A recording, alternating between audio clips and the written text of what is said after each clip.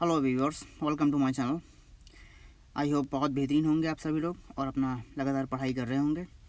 Class 6 की हम NCERTs cover up कर रहे हैं। ज्योग्राफी की बुक कंप्लीट हो चुकी है। हिस्ट्री और सोशल एंड पॉलिटिकल लाइफ के कुछ चैप्टर्स बचे हुए हैं, उनको भी हम 1 बाय 1 कवर अप करेंगे।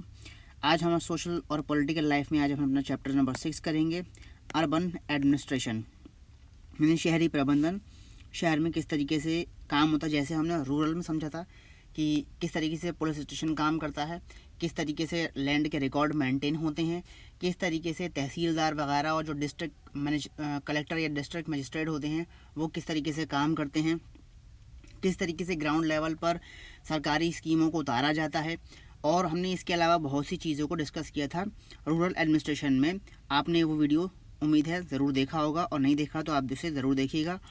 हम आज समझेंगे अर्बन एडमिनिस्ट्रेशन को, कि अर्बन एडमिनिस्ट्रेशन में क्या होता है, शहर में किस तरीके से प्रबंधन होता है।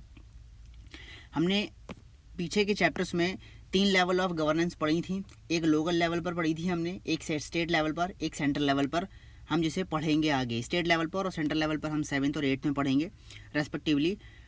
ये हमारी अर्बन एडमिनिस्ट्रेशन जो आती है वो लोकल गवर्नेंस के अंडर में ही आती है, जिसमें हमने रूरल अर्बन एडमिनिस्ट्रेशन को पढ़ लिया। अब हम चैप्टर पढ़ेंगे अर्बन एडमिनिस्ट्रेशन के ऊपर, शहर में किस तरीके से प्रबंधन होता है। तो चलिए स्टार्ट करते हैं। वीडियो स्टार्ट करने से, चैप्टर स्टार्ट करने से पहले बेसिकली आपसे रिक्वेस्ट है, वीडियो को लाइक एंड शेयर ज़रूर कीजिए अगर आपको वीडियो पसंद आता है तो, वीडियो अगर आपको इन्फॉर्मेटिव लगता है तो, और चैनल पर अगर आप नए हैं तो चैनल को सब्सक्राइब ज़रूर कीजिएगा। ठीक है, चलिए चैप्टर स्टार्ट करते हैं। अ city is much bigger than a village. ज़ाहिर सी बात है, शहर बड़ा होता है गाँव से, और ज़्यादा उसमें फैलाव होता है, ज़्यादा बड़ा होता है, ज़्यादा स्प्रेड आउट होता है। सिटी में क्राउडेड मार्केट्स होते हैं, बसेस होती हैं, कार्स होते हैं, वाटर और इलेक्ट्रिसिटी की फैसिलिटी भी होती है, ट्रैफिक कंट्रोल भी होता है, और हॉस्पिटल्स भी होते हैं शहर में। हैव यू एवर वंडर्ड, आपने कभी ऐसा सोचा है, आपने कभी सोचा है कौन रिस्पॉन्सिबल होता होगा इन सब चीज़ों को रन कराने में? कौन होगा जो डिसीजंस लेता है, किस तरीके से प्लानिंग करी जाती है, कौन लोग होते हैं जो ये काम करते हैं? इस चैप्टर में हम इन सवालों के जवाब फाइंड आउट करने की कोशिश करेंगे। कहानी से स्टार्ट होती है, कहानी से द्वारा एक समझाया गया है कि किस तरीके से काम होता है। तो संडे आफ्टरनून को माला और उसके फ्रेंड्स शंकर, जहांगीर और रेहाना जो थे वो गली मोहल्ले में जैसे क्रिकेट खेला जाता है वैसे ही वो स्ट्रीट पे क्रिकेट खेल रहे थे। Shankar had bowled a good over and although he managed to get Rehana out. Shankar अच्छी बॉलिंग कर रहा था और उसने जो है वो रेहाना को आउट कर दिया जब वो बैटिंग कर रही थी। फ्रस्ट्रेटेड, थोड़ा सा नाराज, ही बॉल्ड अ शॉर्ट बॉल। उसने जो था उसे शॉर्ट बॉल डाली एंड होप वो एक इजी कैच को हिट करेगी। इंस्टेड रेहाना ने जो थी वो बॉल इतनी ज़ोर से हिट करी कि वो जाके उसने स्ट्रीट लाइट तोड़ दी। रेहाना चिल्लाई, ओ नो, क्या ये मैंने क्या कर दिया? शंकर ने कहा, यस, हम ये रूल बनाना भूल गए कि अगर कोई भी जो है वो स्ट्रीट लाइट को तोड़ता है तो वो ऑटोमेटिकली आउट कंसिडर करा जाएगा। जैसे हम लोग खेलते हैं कभी कभार कि अगर बॉल इस बाउंड्री के बाहर चली गई तो डायरेक्ट चली गई तो आउट हो जाएगा। वैसे ही उनके अपने कुछ रूल्स थे छोटे मोटे। लेकिन माला, जहांगीर, रेहाना को ज़्यादा चिंता थी कि अब क्या होगा। उन्होंने शंकर से कहा, he had better stop thinking about the wicket. उन्होंने शंकर से, क्योंकि शंकर ने रूल बनाने की बात कही, लेकिन उन्होंने कहा भैया शंकर, इससे पहले आउट करने की ज़्यादा खुशी में मत हो या रूल की बातें मत करो, ये सोचो कि अब होगा क्या कि हमने स्ट्रीट लाइट तोड़ दी। क्योंकि हमने पिछली बार जो थी वो निर्मला मौसी की खिड़की तोड़ दी थी और हमको अपनी सारी पॉकेट मनी जो थी वो उनको देनी पड़ी थी विंडो के रिप्लेसमेंट के लिए। Would they have to dish out money again, क्या अब हमें फिर से जो है वो पैसा देना पड़ेगा अपनी जेब से इस स्ट्रीट लाइट को तोड़ने के वजह से? बट हु वुड दे पे टू दिस, वो किसे पे करेंगे? अब सवाल ये आता है कि भाई हमने लाइट तो तोड़ दी, अब तो क्या हमें पैसे देने पड़ेंगे या फिर से दोबारा? और हम अगर देंगे तो उसको, उन पैसों को लेगा कौन जिम्मेदार होता है इन स्ट्रीट लाइट को? इन स्ट्रीट लाइट किससे बिलोंग करती हैं, इन्हें कौन लगाता है, कौन मेंटेनेंस करता है, ये सवाल। और इन्हें चेंज कौन करता है, ये सवाल। भाई उसी को पैसा दिया जाएगा जो काम करता है उसका। रेहानाज का हाउस जो था वो क्लोजेस्ट था और वो चुपचाप नहीं दौड़ते हुए गए और उन्होंने अपनी माँ को सारी कहानी बताई, अपनी मदर को सारी कहानी बताई कि क्या हुआ। रेहाना की मदर ने कहा कि मैं इस बारे में कुछ ज़्यादा जानती नहीं हूँ और जो है वो मुझे सिर्फ इतना पता है कि ये काम जो है म्यूनिसिपल कॉरपोरेशन का होता है शहर के, जो सारी चीज़ों की मतलब लाइट की रिप्लेसमेंट की के काम को करते हैं। बेस्ट पर्सन इसके लिए कौन होगा? इसके लिए बेस्ट पर्सन होगा यास्मीन खाला। यास्मीन खाला के पास जाओ क्योंकि वो जो है वह म्यूनिसिपल कॉरपोरेशन से रिटायर्ड हैं। Go and ask her Rehana come back home soon. Mummy ने भेज दिया, रेहाना की मम्मी ने भेज दिया उसको। रेहाना की मदर ने जो है वो अला कर दी कि जल्दी जाओ और जाके पूछिए वही जाके रेहाना जी से, रेहाना जी के यहाँ, यास्मीन खाला जी के यहाँ पहुँच जाओ और उनके यहाँ पूछ लो भाई क्या मसला, क्या कैसे हो गए सारा चीज़ें, और जल्दी आ जाना। लेकिन यास्मीन खाला जो थी वो दूसरी लेन में रहती थी। She and Rehana's mother were good friend, दोनों दोस्त भी थी। रेहाना की मदर और यास्मीन खाला दोनों अच्छी दोस्त भी थी। चिल्ड्रन दौड़ दौड़े भागे खाला जी के घर पर। When she open the door, उन्होंने दरवाज़ा खोला और they began to tell her what had happened all at once. उन्होंने सब कुछ बता दिया कि भाई हमने स्ट्रीट लाइट तोड़ दी खेलते खेलते और ये हो गया वो हो गया। उन्होंने सारी किस्सा कहानी जो थी वो एक ही बार में फटाफट बोल डाली। जब उनसे पूछा गया कि अबाउट द स्ट्रीट लाइट के बारे में तो यास्मीन खाला ने हंसते हुए कहा कि इसकी कोई ज़रूरत नहीं है। There is no one person that you can pay the money, कि कोई एक इकलौता पर्सन नहीं होता जिसको आप पे करोगे इस स्ट्रीट लाइट के तोड़ने का। एक बहुत बड़ा ऑर्गेनाइजेशन होता है जिसे कहा जाता है म्यूनिसिपल कॉरपोरेशन, जो स्ट्रीट लाइट की देखभाल करता है, गार्बेज कलेक्ट करता है, वाटर की सप्लाई करता है, स्ट्रीट्स को जो है वो साफ़ सुथरा रखता है और मार्केटों की सफाई रखता है। तो ये काम सारा एक बहुत बड़े ऑर्गेनाइजेशन म्यूनिसिपल कॉरपोरेशन का काम होता है जो बहुत सारे काम को फंक्शन करता है। I have heard about the municipal corporation के बारे में मैंने सुना है। They have put up signs around the city inform people about malaria and send Mala. Mala ने कहा कि मैंने नाम सुना है म्यूनिसिपल कॉरपोरेशन का, वो जो है वो सिटी के अराउंड में जो होती है वो साइंस लगाती है, इन्फॉर्म करती है लोगों को अबाउट मलेरिया के बारे में। वो इन्फॉर्मेटिव जानकारियाँ देना सारी की सारी शहर की सुरक्षा और शहर की साफ़ सफाई को लेके वो सारी जो होते हैं वो साइंस लगाती हैं। इसके बारे में भी माला ने कहा कि मैंने सुना है नाम म्यूनिसिपल कॉरपोरेशन क्या होती है। तो यास्मीन खाला कह रही हैं हाँ तुम सही हो कुछ हद तक। Municipal corporation is also responsible for ensuring that disease do not break out in the city. Municipal corporation की जिम्मेदारी होती है कि शहर में बीमारियां ना फैलें, उसकी जिम्मेदारी होती है शहर में बीमारियां ना फैलें, उनको वो कंट्रोल करें। वो जो हैं वो स्कूल्स भी रन करती हैं, हॉस्पिटल भी रन करती हैं, डिस्पेंसरीज भी रन करती हैं। And make gardens and maintenance them और कुछ वो शहरों में जो है वो बागी पार्क वगैरह या उद्यान वगैरह जो हैं गार्डन वगैरह बनाती है और उनको मेंटेन भी करती हैं। यास्मीन खाला ने ये जानकारी दी। देन शी एडेड, उसके बाद उन्होंने कहा कि हमारा जो सिटी पुणे है एक बहुत ही बड़ा सिटी है, तो हेयर इट इज़ जो है वो म्यूनिसिपल कॉरपोरेशन कहा जाता है और स्मॉलर टाउन में जो है वो उसे कहा जाता है municipal council.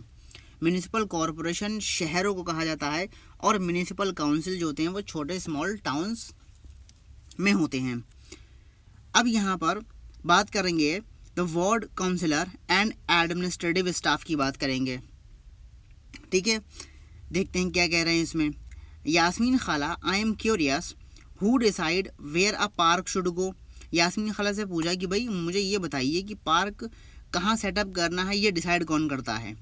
Did you have to make interesting decisions like this when you worked in the municipal corporation. क्या आप लोग जो है वो ये इंटरेस्टिंग डिसीजंस लेते हो जब आप काम कर रही थी? आपने कुछ डिसीजंस लिए थे इस तरीके के म्यूनिसिपल कॉरपोरेशन में जब आप काम कर रही थी? रेहाना ने पूछा। उन्होंने कहा नहीं रेहाना, मैं जो थी वो अकाउंट्स ऑफिस में काम करती थी कॉरपोरेशन के, तो मुझे जो था वो काम करना था पे स्लिप्स के ऊपर। सिटीज़ जो होती हैं वो यूजुअली बहुत बड़ी होती हैं, जैसे कि म्यूनिसिपल कॉरपोरेशन को जो है वो बहुत से डिसीजंस लेने पड़ते हैं और बहुत सा काम भी करना पड़ता है ताकि शहर को जो है वो साफ सुथरा रखा जा सके। Decisions like where a park, decisions जिस तरीके से पार्क कहाँ पर सेटअप होगा, नया हॉस्पिटल कहाँ पर बनेगा, और ये सारा काम जो होता है ये वार्ड काउंसलर का ही होता है। वार्ड काउंसलर कौन से होंगे? आपको पता होगा कि शहर को डिवाइड कर दिया जाता है वार्ड्स में, ये आपको बखूबी पता है। हमने पीछे पढ़ा था कि वार्ड जैसे गांव में डिवाइड होते हैं वार्ड्स, ऐसे शहरों में भी वार्ड डिवाइड होते हैं। तो वार्ड्स में जो काउंसलर होते हैं वो डिसाइड करते हैं कि कहाँ पर हम सेटअप कर सकते हैं, किस जगह पर हमारे पास मतलब कौन सी जगह हमारे पास अवेलेबल है जहाँ पर हम ये पार्क्स या गार्डन वगैरह जो है वो सेटअप कर सकते हैं। ये काम किसका होता है? वार्ड काउंसलर्स का होता है। अब वही बात करें कि सिटी जो होती है वो डिवाइड होती है वार्ड्स में, और वार्ड काउंसलर्स होते हैं वो इलेक्ट करे जाते हैं। कॉम्प्लिकेटेड जो डिसीजंस होते हैं जो अफेक्ट करते हैं एंटायर सिटी को, वो इन्हीं ग्रुप्स ऑफ काउंसलर्स के द्वारा लिए जाते हैं। Who forms committee to decide, जो कमेटी बनाते हैं, डिसाइड करते हैं, डिबेट करते हैं यानी बातचीत करते हैं, डिस्कशन करते हैं। कमेटियाँ बनाते हैं यानी ग्रुप बनाते हैं, जो भी जैसा भी ग्रुप बन सकता है वैसा वो ग्रुप बनाते हैं और डिस्कशन करते हैं। बड़ा ही कॉम्प्लिकेटेड डिसीजंस होते हैं इसमें। एग्जाम्पल के तौर पर अगर बस स्टैंड को जो है वो इम्प्रूव करना है या किसी क्राउडेड मार्केट प्लेस को जो है वो needs to have its garbage clear, उसका एक क्राउडेड बहुत भीड़ भाड़ वाला मार्केट है और वहाँ से जो है वो गार्बेज को क्लियर करना है मोर रेगुलरली, लगातार। और अगर कहीं पर नाला या ड्रेन है जो शहर में कट रहा है और उसको सफाई करनी है, ये सारा काम जो होता है इन सब के ऊपर एक बहुत बड़े बड़े डिस्कशंस होते हैं। काफ़ी जो बातचीत होती है कि किस तरीके से करा जाए, कैसा प्रोसेस अपनाया जाए। इन कमेटीज़ में फॉर वाटर गार्बेज कलेक्शन है, street lighting etcetera that decide on the work to be done, इस तरह के कामों को इन कमिटीज़ के द्वारा जो है वो करा जाता है। जब when the problem are within a ward, जब प्रॉब्लम किसी वार्ड के अंदर में ही होती है, जो लोग रहते हैं वहाँ पर रह रहे होते हैं उस वार्ड में, वो कांटेक्ट करते हैं उस वार्ड काउंसलर से। जाहिर सी बात है हमारी कोई शिकायत होगी तो हम उस शहर के संबंधी मतलब अपने वार्ड से संबंधित कोई भी अगर शिकायत होगी तो हम उसकी शिकायत अपने वार्ड काउंसलर से करेंगे, ठीक है। For example, if there are dangerous electrical wire hanging down, then the local councillor can help them get in touch with the electricity authority. Suppose अक्सर हम देखते हैं भाई खंभे पे तार जो हैं वो लटके पड़े हुए हैं और कभी कभार जो है वो खुले हुए तार लटके हुए होते हैं, जिसकी वजह से किसी को कोई उसके कांटेक्ट में आ जाए तो वो इलेक्ट्रिसिटी में शॉक में की वजह से जो है वो घायल हो सकता है या कभी कभार मौत भी हो जाती है। तो इस तरीके का कोई मसला है तो हम उस बात को, उस इशू को जो है वो अपने काउंसलर से बात करेंगे और काउंसलर जो होगा वो इलेक्ट्रिसिटी अथॉरिटी के साथ जो है वो गेट इन टच होगा, उससे बातचीत करेगा कि भाई हमारी लोकेलिटी में जो है ये इलेक्ट्रिकल वायर्स का हैंगिंग इशू है, बहुत लटके हुए हैं जिसकी वजह से जान माल की जो है क्षति होने की संभावना है, तो आप उसको आके सही करें।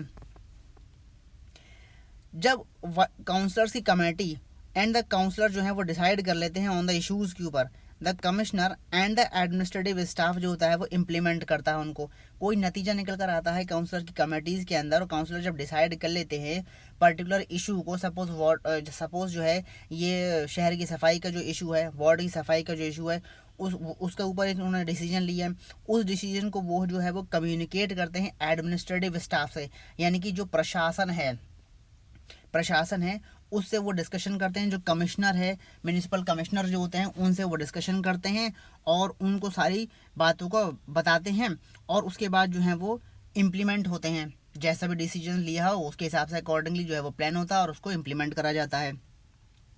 कमिश्नर और जो एडमिनिस्ट्रेटिव स्टाफ है वो अपॉइंट करते हैं, are appointed, councillors are elected. तो एडमिनिस्ट्रेटिव स्टाफ और कमिश्नर्स जो होते हैं ये अपॉइंटेड होते हैं, जबकि काउंसलर्स जो होते हैं वो इलेक्टेड होते हैं। वार्ड काउंसलर्स जो होते हैं उनको चुनाव होता है, उनको चुना जाता है, और जबकि जो कि ये एडमिनिस्ट्रेटिव स्टाफ होता है और कमिश्नर्स होते हैं इनको अपॉइंट करा जाता है, यानी कि ये एग्ज़ाम क्रैक करके आते हैं और इनको एक पर्टिकुलर शहर की जो है वो ड्यूटी जिम्मेदारी दी जाती है, ठीक है। तो how are these decisions made, किस तरीके से डिसीजन लिए जाते हैं। रेहाना का ये सवाल है जो कभी भी जो है वो पीछे नहीं हटती सवाल पूछने से, भाई बात की तह तक जाने की वो कोशिश करती है। रेहाना का तो एक और सवाल आ गया कि डिसीजन लेता कौन है ये। सारे वार्ड काउंसलर जो होते हैं वो मिलते हैं और वो एक बजट बनाते हैं और जो मनी स्पेंड होता है उसी के अकॉर्डिंग ही होता है कि हमारा इतना बजट है, इस गली मोहल्ले में जो है वो एक सड़क पड़ेगी और उस सड़क के लिए हमें इतने बजट की ज़रूरत है, इतना हमें फाइनेंशियल हेल्प चाहिए होगा। द वार्ड काउंसलर जो होते हैं वो ट्राई करते हैं और इंश्योर करते हैं the particular demand of their ward are placed before the entire council. जो पर्टिकुलर डिमांड है पूरे वार्ड की, वो पूरे एंटायर काउंसिल के सामने रखते हैं। जो कमेटी पूरी होती है उसके सामने मुद्दा रखते हैं कि भाई ये मुद्दा निकल कर आया, शहर को उस चीज़ की डिमांड है, बड़ी परेशान है, या तो बिजली की समस्या है, या शहर की उस वार्ड की सफाई की समस्या है, सड़क की समस्या है, पानी के भरने की समस्या है कि सड़कों पर पानी भर रहा है, वो समस्या है। तो जो भी समस्या होती है वो पूरे एंटायर काउंसिल के सामने रखा जाता है। Decisions are then implement, decisions बनाए जाते हैं और एडमिनिस्ट्रेटिव के साथ बैठ के काम करा जाता है उस चीज़ को, उस मुद्दे को, उस इशू को सॉर्ट आउट करने के लिए। सेड यास्मीन खाला ने कहा, जो कि बड़े मज़े में जो है बच्चों के सवालों के जवाब दिए जा रही थी। आगे बढ़ने से पहले जो है हमारे पास एक बॉक्स दे रखा है कि अभी हमने बात करी बजट की, ऊपर एक एक्सरसाइज भी दे रखी है, इसे आप करिएगा। अभी हमने पीछे बात करी बजट के बारे में कि भाई बजट का जिक्र हुआ कि ये पैसा, ये इसके लिए बजट बनता है और ये स्पेंड कौन करता है, सारा का सारा ये spend, money is spend according to. अब सवाल आता है कि यहाँ पर पैसा कहाँ से आता है, तो उसका जवाब यहाँ मिलेगा इस बॉक्स में कि how did the municipal corporation get its money, municipal corporation को पैसा कैसे मिलता है।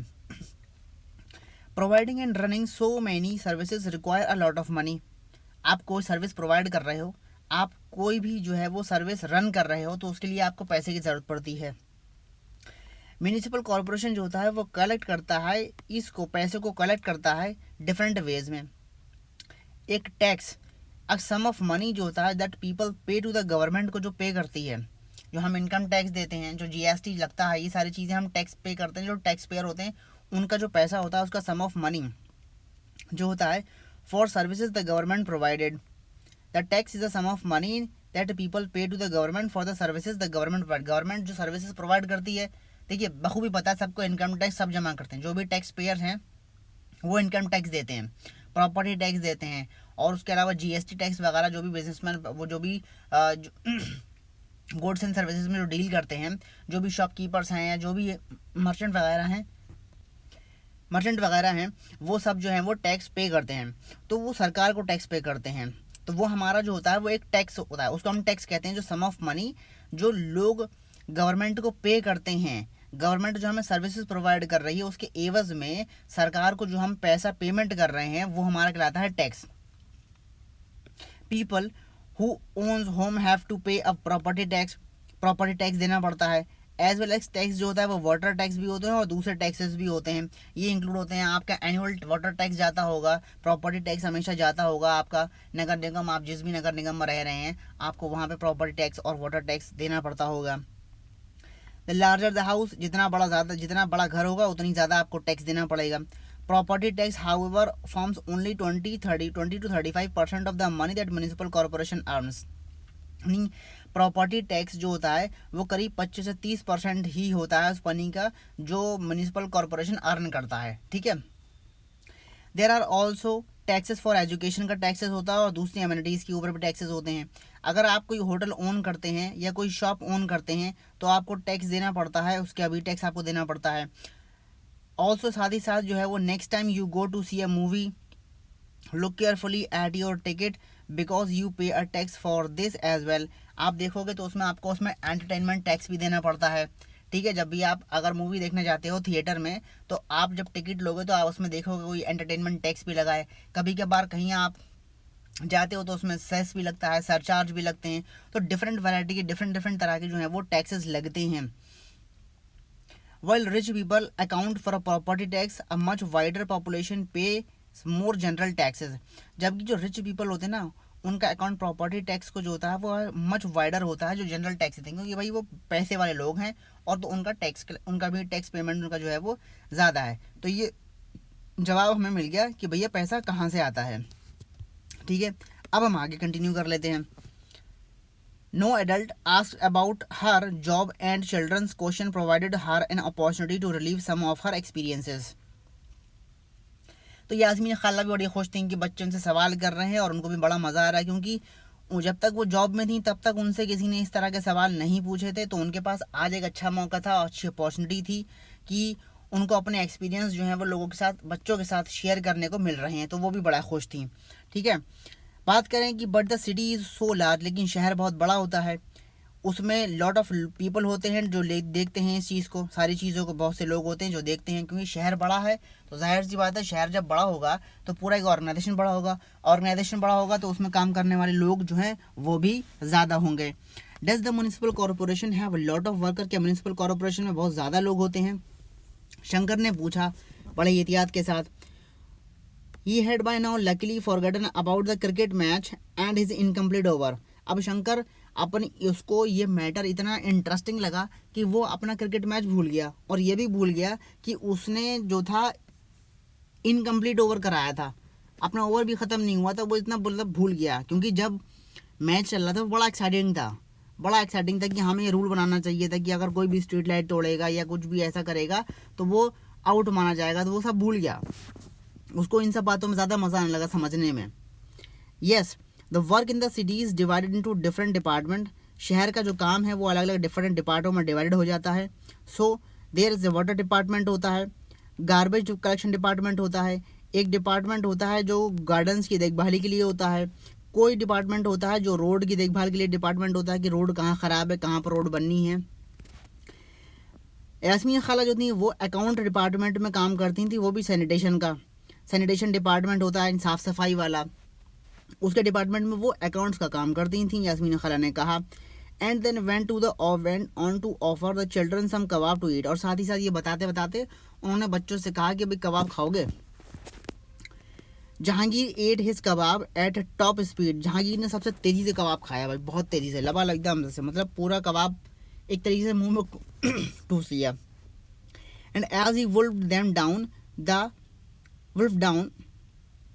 them down, he asked loudly from the kitchen, Yasmin Khala, where does the garbage that the municipal corporation collect to goes to?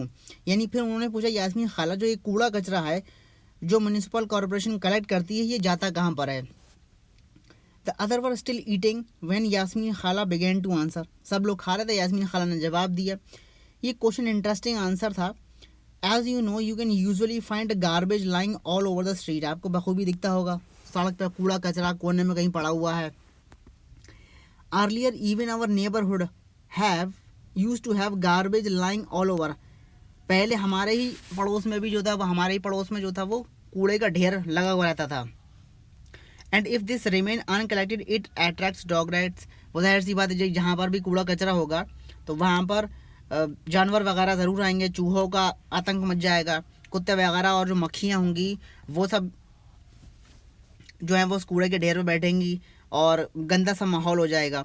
Also people get ill from the smell. बदबू फैलेगी और लोग बीमार होने लगेंगे। At one point things become so bad. चीज़ें इतनी बुरी होने लगी कि children stop playing cricket in the street because their parents were afraid they get sick from staying on the street too long. तो वही चीज़ है ना कि जब गंदगी हो जाएगी तो लोगों को डर था, पेरेंट्स को डर लगने लगा कि भाई बच्चे बीमार पड़ जाएंगे, सड़क पे इतनी गंदगी पड़ी हुई है और सब बदबू फैल रही है और इस तरीके से बच्चे बीमार पड़ जाएंगे अगर वो ज़्यादा देर तक जो है वो स्ट्रीट पर ये खेला करेंगे। ठीक है, तो ये चीज़ें उन्होंने बताई, ये इश्यूज़ सारे बताए। अब इस इश्यूज़ के तहत जो था वो साफ़ सफाई को लेके थोड़ा सा प्रोटेस्ट हो गया। तो इस प्रोटेस्ट के बारे में जो है वो हम जो कम्युनिटी का जो प्रोटेस्ट हुआ इसके बारे में हम आगे पढ़ेंगे अगले वीडियो में। वीडियो ज़्यादा लेंथी नहीं करना है तो ताकि एक इंटरेस्ट बना रहे चैप्टर में, इसलिए वीडियो को हम जो है वो 2 पार्ट में कवर करेंगे और सेकंड पार्ट में ये चैप्टर ख़त्म हो जाएगा। तो मिलते हैं पार्ट 2 के साथ। उम्मीद करता हूँ आपको वीडियो बखूबी इंटरेस्टिंग लगा होगा और समझ में आया होगा। पूरी कहानी बेस्ड था, अब तक सारी कहानी थी इसमें। कुछ हद तक हमें इसमें बहुत सी बातें समझ में आई कि किस तरीके से म्यूनिसिपल कॉर्पोरेशन काम करता है और कैसे कैसे काम करता है, किस किस तरीके से वो डिवाइड होता है, इसके बारे में हमने इस चैप्टर में अब तक पढ़ा है। तो मिलते हैं जल्दी पार्ट 2 के साथ। Thank you and have a nice day.